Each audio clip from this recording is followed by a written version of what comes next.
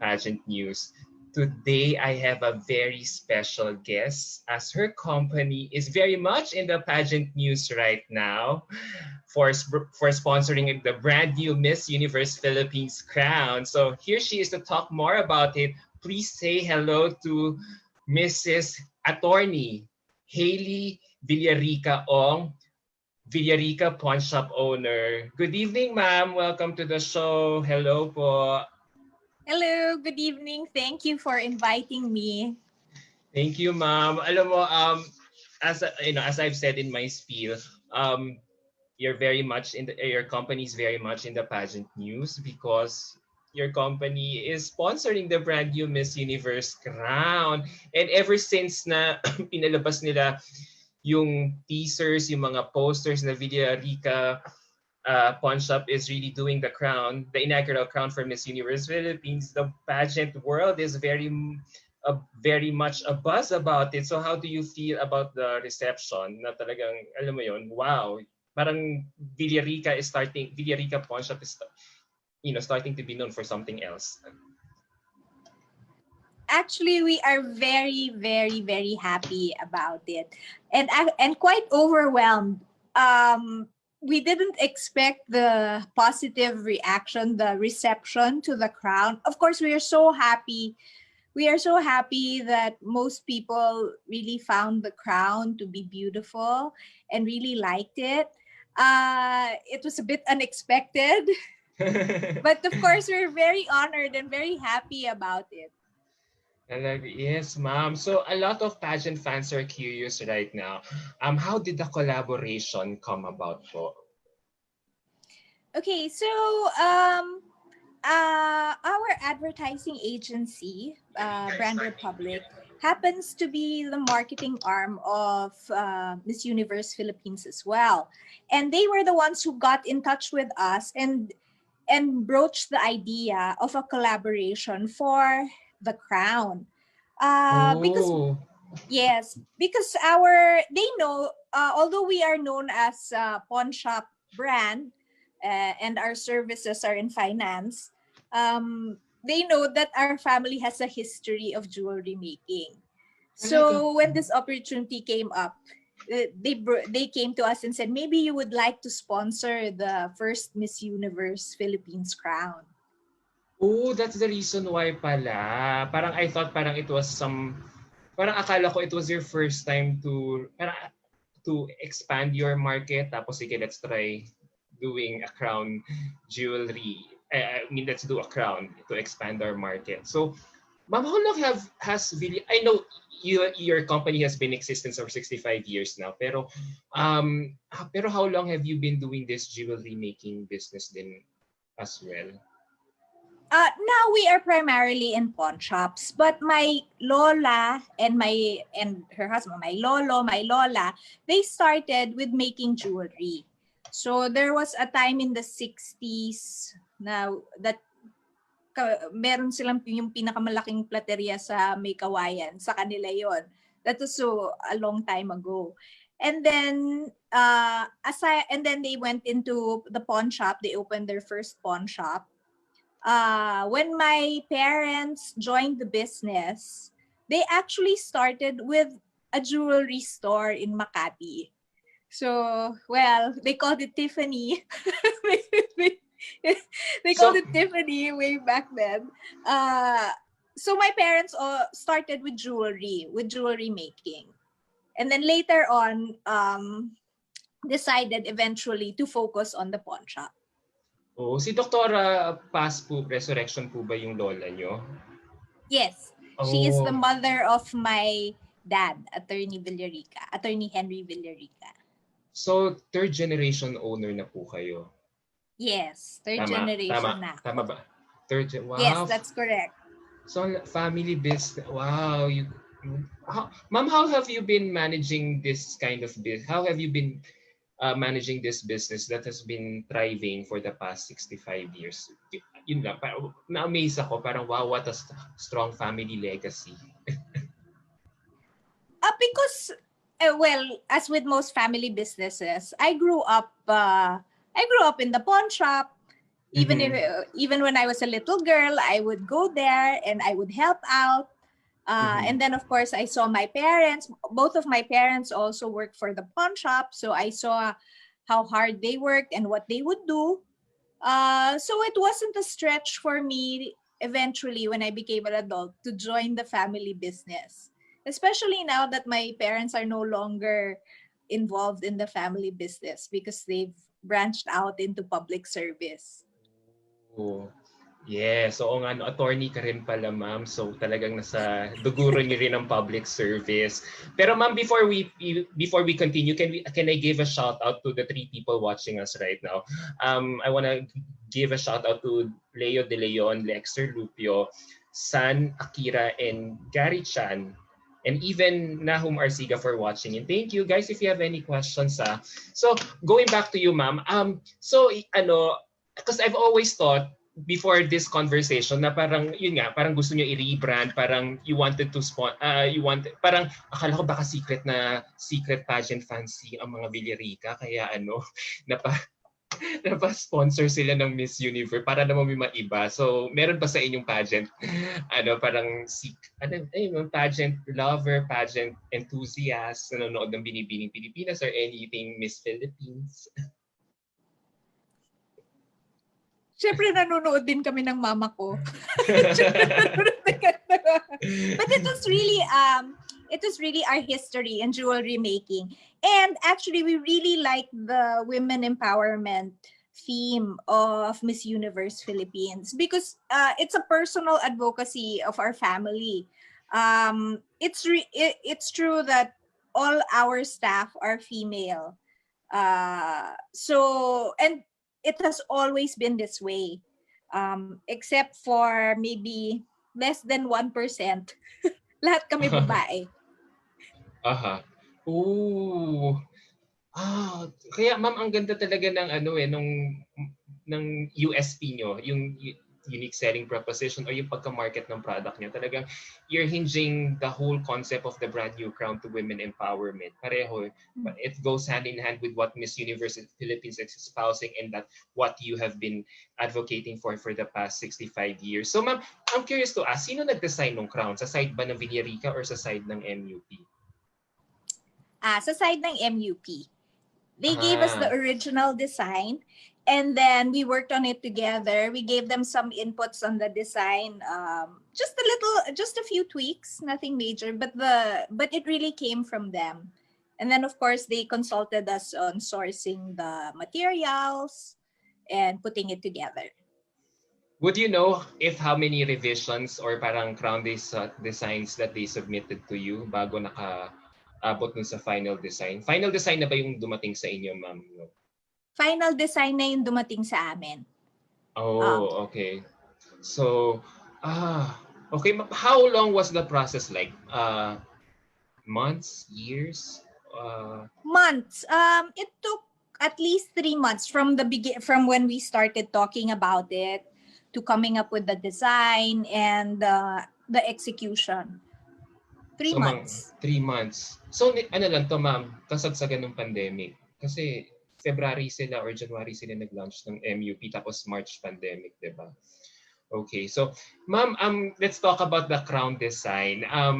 So, since sabi mo na sa MUP side, would you have any idea bakit nila pinili gem or ruby stones out of all the gemstones? Well, they told us that they really want the crown to represent the Filipina. So, and the inspiration is really the Philippine flag. Which is why their elements, the two large stones, the sapphire and the ruby, and the 3 topaz, which represent the 3 stars in our flag.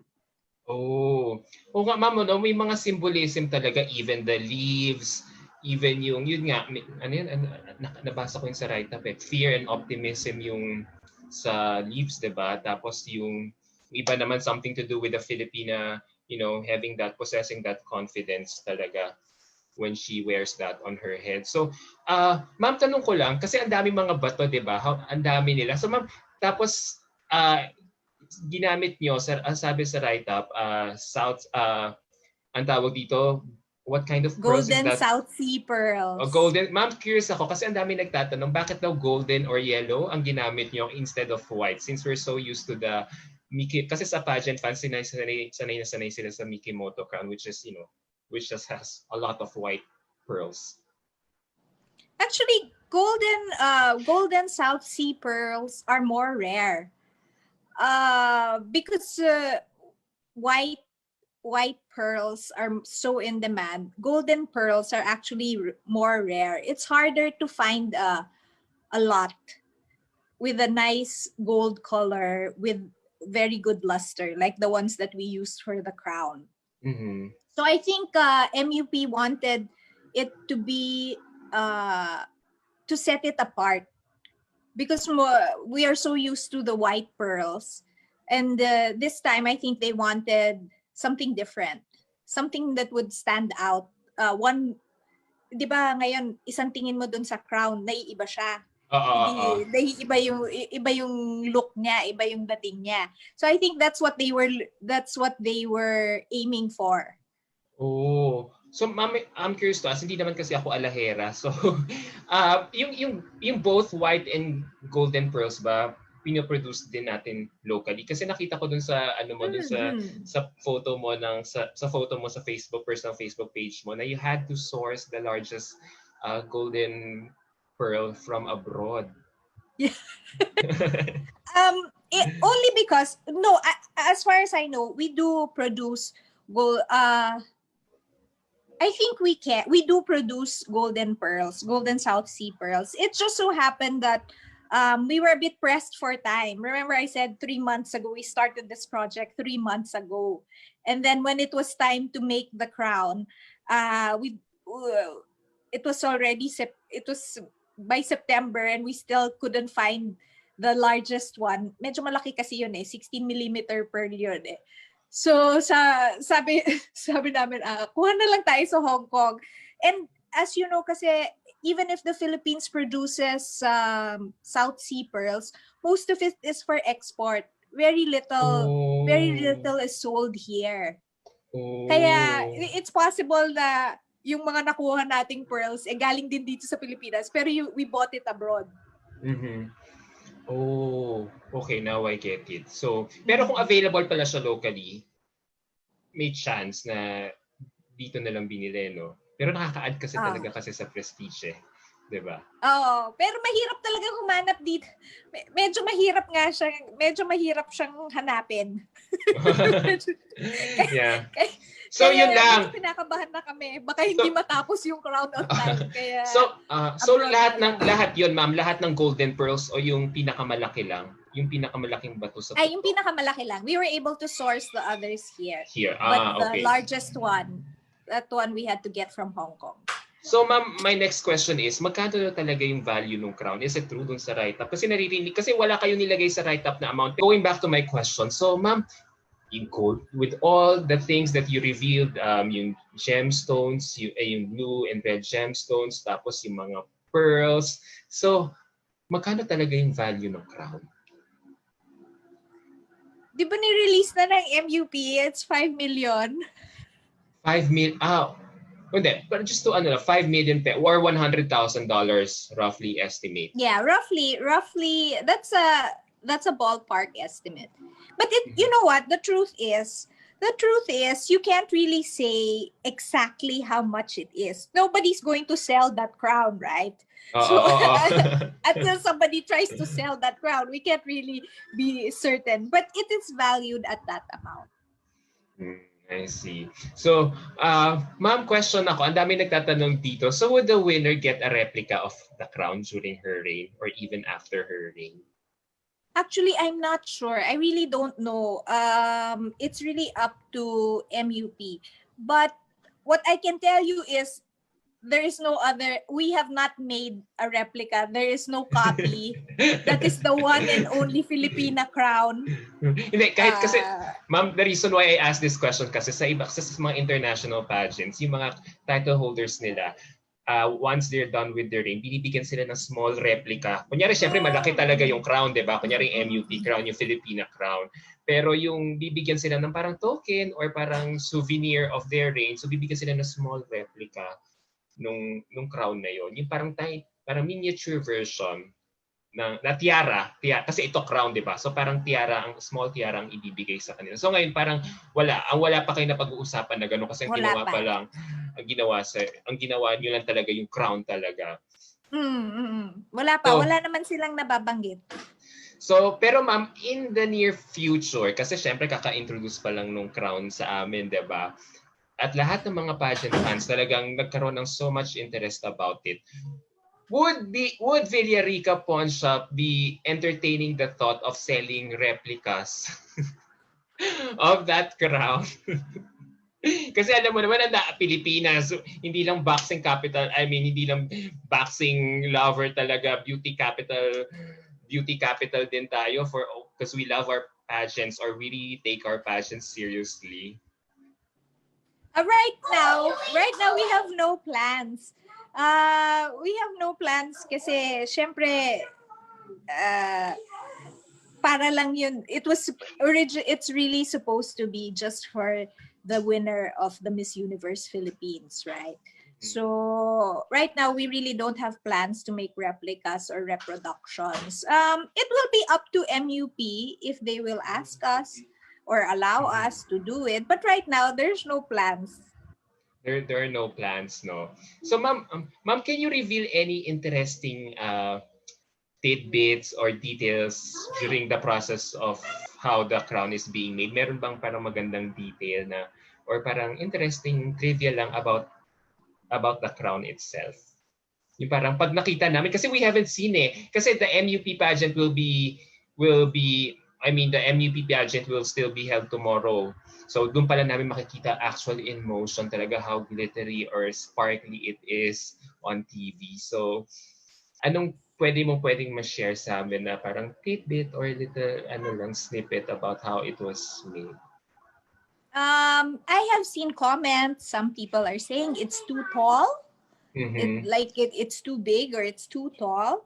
But actually, it has to be worn for its full beauty to be showcased.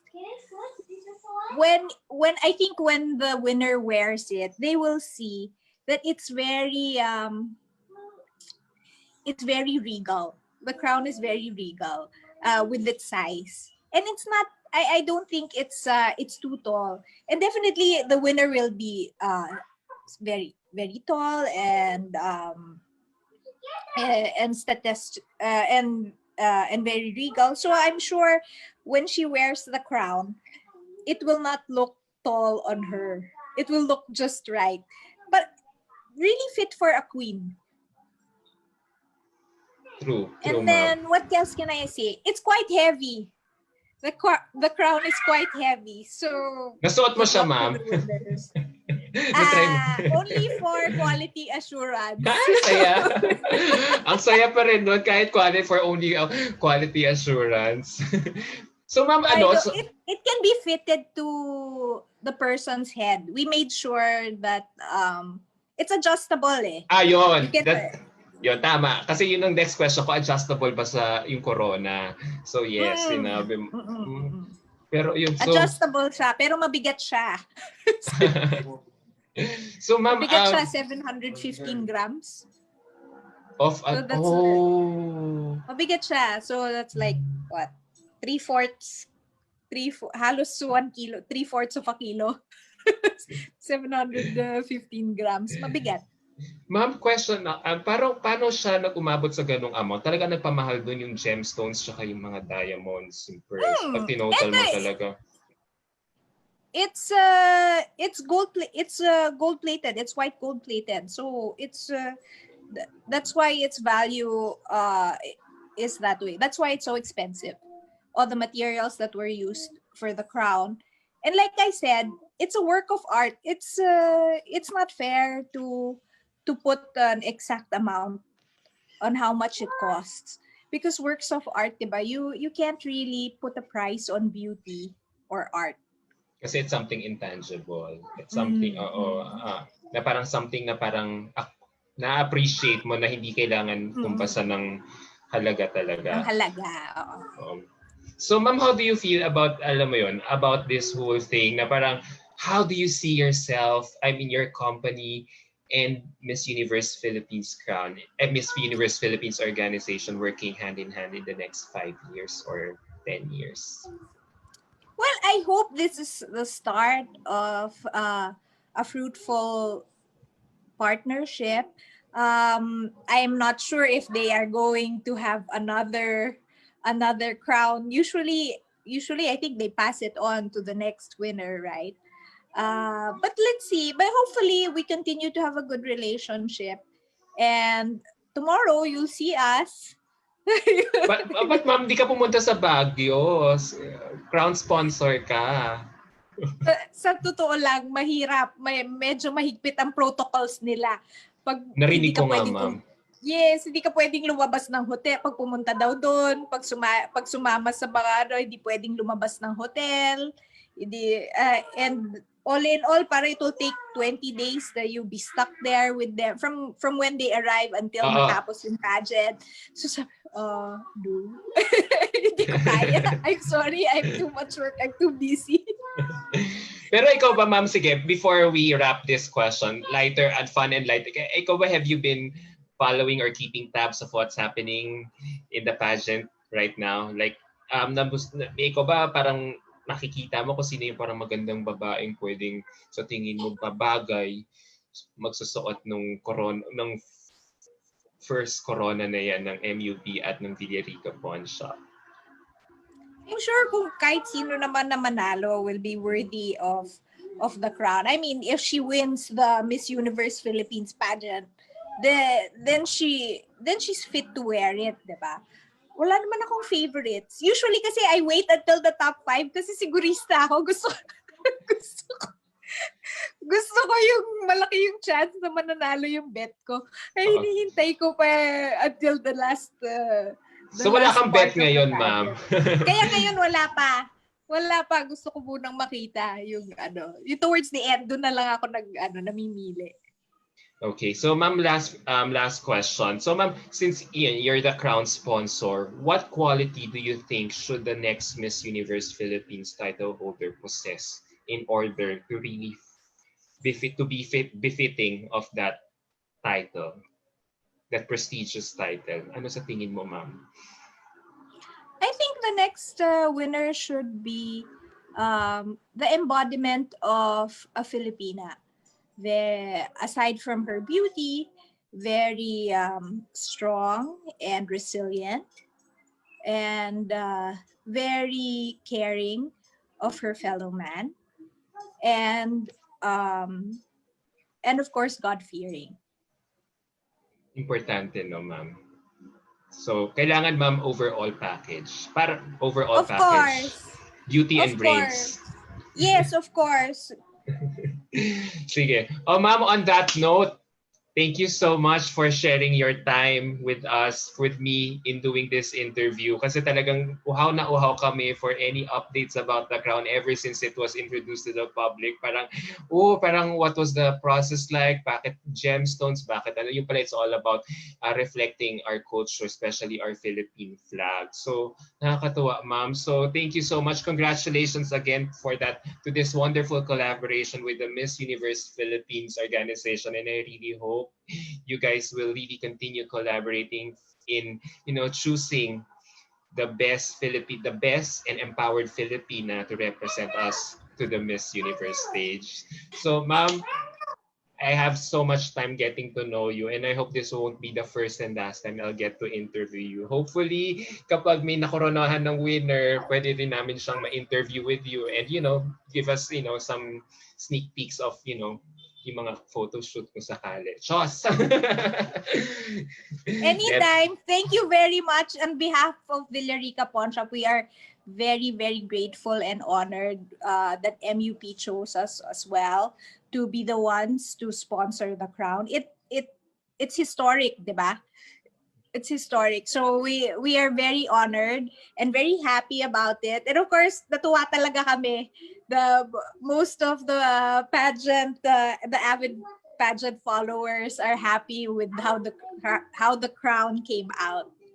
O kasi ma'am, alam mo yon, eto na sasabihin ko sa'yo, where a biro to. Nung una nagulat kami, ay, ang tangkad ng crown. Ay, bakit ganyan yung design? Pero lalo na ma'am, pero when Sir Jonas posted, kasi kayo, graphic poster yung una yung pinalabas di ba? Yung sinend nyo sa MUP promo material Pero when Sir Jonas came out with an actual photo of the crown, tapos you on your personal Facebook page, alam mo ma'am, mas gumaganda siya habang tumatagal. Parang lang, yung mga representatives namin sa Miss Universe na parang habang tumatagal, habang tumatanda, mas lalong gumaganda.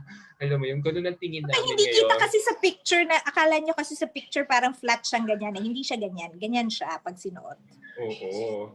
Naku ma'am, alam mo kaya no isang araw, bubukingin na kita ha, bubuking ko na pala kami. Alam mo kaya no isang araw tinext kita, sabi ko, ma'am, pwedeng pa-picture naman yung backside. Hindi ka nagtataka bakit? Kasi maraming kokopya ng crown mo. Sabi mo wala ka pang balak, pero yung mga pageant fans na talagang magaling sa graphic arts, yung talagang, alam mo yung matatalino, yung mga talagang street smart, talagang ewan ko paano nila gagawin niya, paano nila i-outsource yung mga raw materials to come up with a replica of a second-rate replica of your crown. So yun yung reason. Kaya ma'am, pwede yung mga fans, ay pwedeng tanungin mo sa kanya, pwede mo siyang bigyan kanya ng picture para makopya namin siya. So ayan, wala akong picture. Hindi ko naisipan na kunan mula sa likod. Or from different angles. Wala wala akong picture yung final na, nung ginagawa lang siya, yun lang yung mga pictures. Syempre, iba naman itsura nun. So, before we end, ma'am, guys, baka lang magtaka kayo, how was I able to get in touch Miss Atty Hailey Villarica-Ong for an interview? Ito lang sasabihin ko because her husband is my good college friend. So, si Jevon. So, thank you, Jevon, for making this interview possible. Super lakas ko sa'yo. Thank you, Jevon. Thank you so much. So, yeah, alam mo, ma'am, you don't know how much it means to us for you to be interviewed, na malaman namin yung behind the scenes ayun, kahit konti about the making of the Miss Universe Philippines crown. And now with your revelation, it's even making us more excited to finally see it in actual, kahit man lang on screen ng television tomorrow morning. So, ma'am, thank you so much talaga sa oras. No words talaga how grateful I am for doing this interview, and to your husband as well. So, good night, ma'am. Thank you so much. Good night. Thank you. Thank you for having me. Thank you very much. Sige po, ma'am. Enjoy the rest of your evening. Stay safe, stay hydrated, and tomorrow kita-kits sa virtually kung let us all get updated kung sinong mananalong Miss Universe Philippines. So, thank you, ma'am. Enjoy the rest of your evening. God bless you, ma'am. Take care. Thank you. Ingat po, ma'am. Good night. Good night.